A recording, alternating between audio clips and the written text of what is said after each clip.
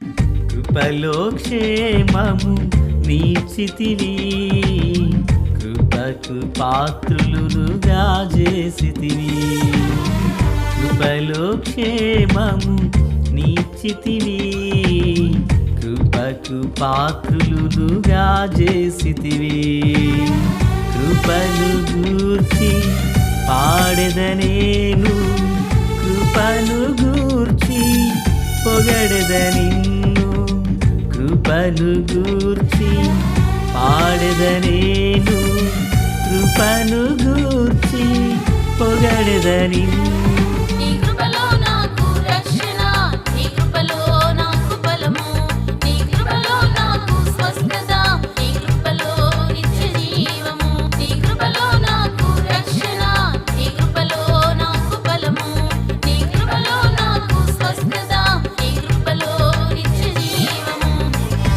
కృపలో క్షేమము నీచితివి, కృపకు పాత్రులుగా చేసితివి.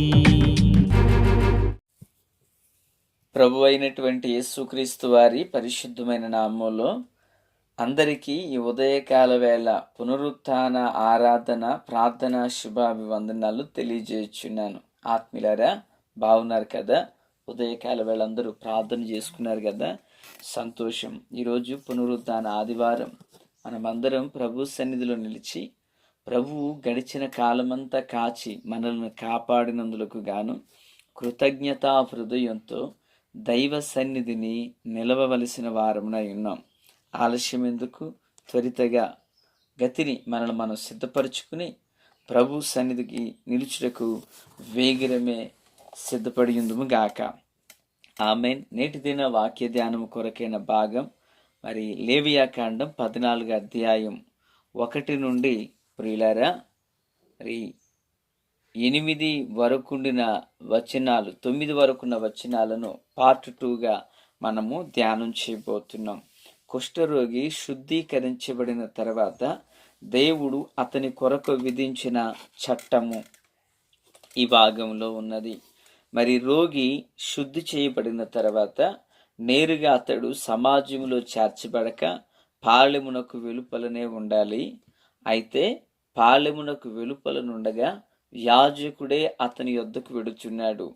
అతడు రోగ నిర్ధారణ సమయంలో యాజకుని యొద్దకు రోగి వస్తున్నాడు. కన్ఫర్మ్ అయిన తర్వాత యాజకుడే అతని దగ్గరికి వెళ్ళడం జరిగింది.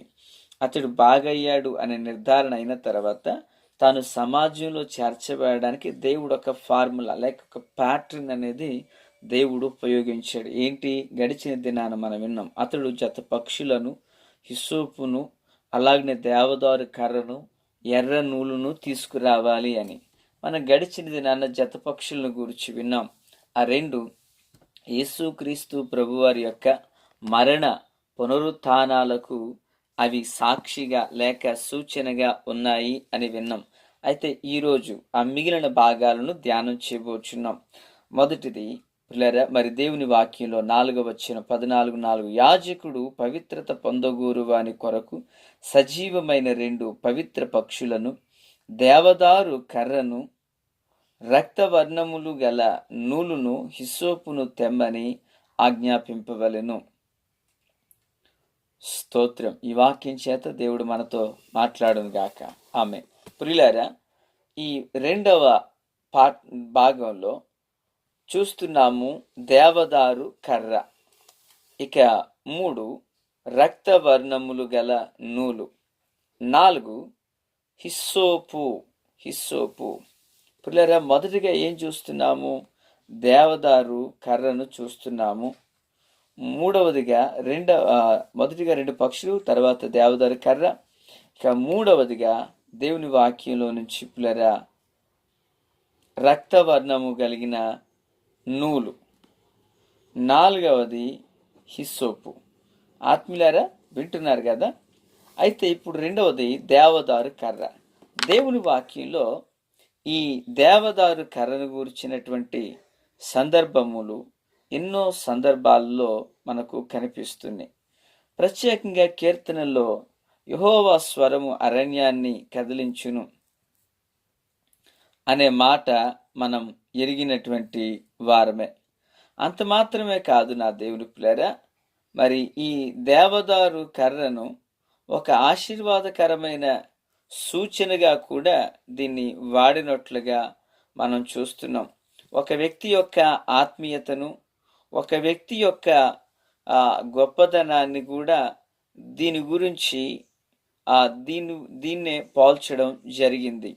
మరి ఎస్పెషల్లీ మరి కీర్తనాకారుడు మాట్లాడుచున్నప్పుడు కూడా మరి లెబానోను మీది దేవదారు వృక్షాల వలె వారు మరి ఉంటారు అంటూ 92వ కీర్తన 12వ వచనం, నీతిమంతులు ఖర్జూర వృక్షం వలె మొవ్వవేయుదురు, లెబానోను మీది దేవదారు వృక్షముల వలె వారు ఎదుగుదురు అంటూ, అంటే నీతిమంతుల యొక్క ఆశీర్వాదానికి ఇది సూచనగా ఉన్నది.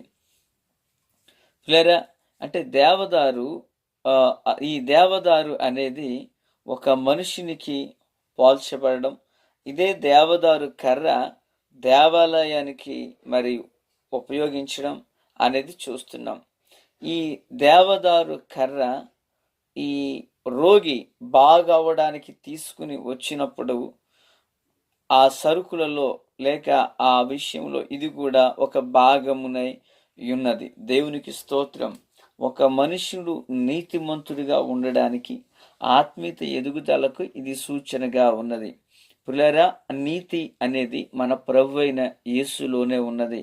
ఆయనలో ఎక్కడ లోపం, ఆయనలో ఎక్కడ డాంబిక తత్వం అనేది ఎక్కడైనను ఎప్పుడైనను లేదు. దేవునికి మహిమ కలుగును గాక. ఆత్మీయులారా, క్రీస్తునందు నాకు అత్యంత సన్నిహితులారా, ఈ దేవదారు వృక్షం అనేది బైబిల్ గ్రంథంలో ఉన్న వృక్ష జాతిలోకెల్లా అత్యంత ఎత్తుగా ఎదిగేటువంటి చెట్టు. ఎక్కువ కాలం బ్రతికినది ఉలివ చెట్టు అయితే, ఎక్కువ ఎత్తు ఎదిగినది ఈ యొక్క దేవదారు చెట్టు. ఒక పండితుడు ఇలాగునన్నాడు, సాధారణంగా దాని యొక్క మొదలు చాలా వెడల్పుగాను, పైకి ఎదుగుచున్న కొలది అది సన్నగా ఎదుగుతూ ఉంటుంది అంటారు. ఇది ఆత్మీయతకు, నీతిమత్వానికి ఇది పోల్చబడింది. ఆ నీతి ప్రభువే. ఒక మనుష్యుడు పవిత్రుడుగా మారాలంటే దేవదారు కర్ర ఎంత అవసరమో, ఒక మనుషుడు నీతిమంతుడిగా మలచబడాలంటే తన క్రియల వల్ల కాదు, యేసునందైన నీతి వల్లనే ఆ మనుషుడు నీతిమంతుడిగా మలచబడుచున్నాడు. దేవునికి స్తోత్రం. ఇక మూడవది, ఎర్రని నూలును మనం చూస్తున్నాం. పిల్లరా, ఈ ఎర్రని నూలు అనేది లేఖనంలో మరి కొన్ని సందర్భాలలో ఇది మనకు కనిపిస్తూ ఉంది. మనం గమనించినప్పుడు దైవభక్తుడైనటువంటి యెహోషువ పిల్లరా, వేగుల వారిని యెరూషలేమును వేగు చూచుటకు పంపినప్పుడు అక్కడ రాహాబు అనబడిన వేశ్య వారికి ఉపచారం లేక వారిని చేర్చుకోవడం జరిగింది. యెహోషువ గ్రంథం 2వ అధ్యాయం 18వ వచనం ప్రకారంగా, నీవు మమ్మును దించిన ఈ కిటికీకి ఎర్రని దారమును నూలును కట్టమని వారు కోరారు. ఆ ఎర్రని దారము ఆమె కట్టుకునుట వలన తన ఇంటి వారందరూ కూడా ఆ గృహంలోకి రప్పించబడి వారు కాపాడబడ్డారు. ప్రియులారా, రాహాబు యొక్క తల్లిదండ్రిని, అన్నదమ్ములను, అక్క చెల్లెండ్రను, వారికి కలిగిన వారందరినీ ఈ దారమే, ఎర్రటి నూలే కాపాడింది. దేవునికి స్తోత్రం. ఈ ఎర్రని నూలు ఒక కుటుంబాన్ని ఎలాగున మరణ పాశమున పడకుండా కాపాడిందో, యేసయ్య నందు విశ్వసించిన వ్యక్తి ప్రియులారా, తాను వాక్యం సెలవిస్తు నాయందు విశ్వసించిన వాడు, నా ఈ శరీరమును తిని రక్తమును త్రాగువాడు, వాడు మరణములోనికి రాక జీవములోనికి దాటియున్నాడు అంటారు. ఆ దారం ఆ కుటుంబాన్ని రక్షించింది. దేవునికి మహిమ కలుగునుగాక. ఈ ఉదయకాల వేళ ఈ మాటలు వింటున్న ఆత్మీయులారా, ఆ దారం ప్రభువైన యేసును సూచిస్తూ ఉంది.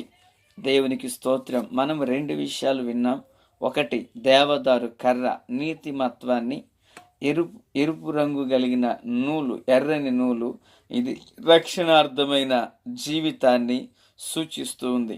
ఇక 4వది, ఒక కుష్ఠరోగి బాగుపడిన తర్వాత తాను శుద్ధీకరించబడుటకే ప్యాటర్న్లో, ఈ క్రమములో పిల్లరా 4వది ఉన్నది హిస్సోపు.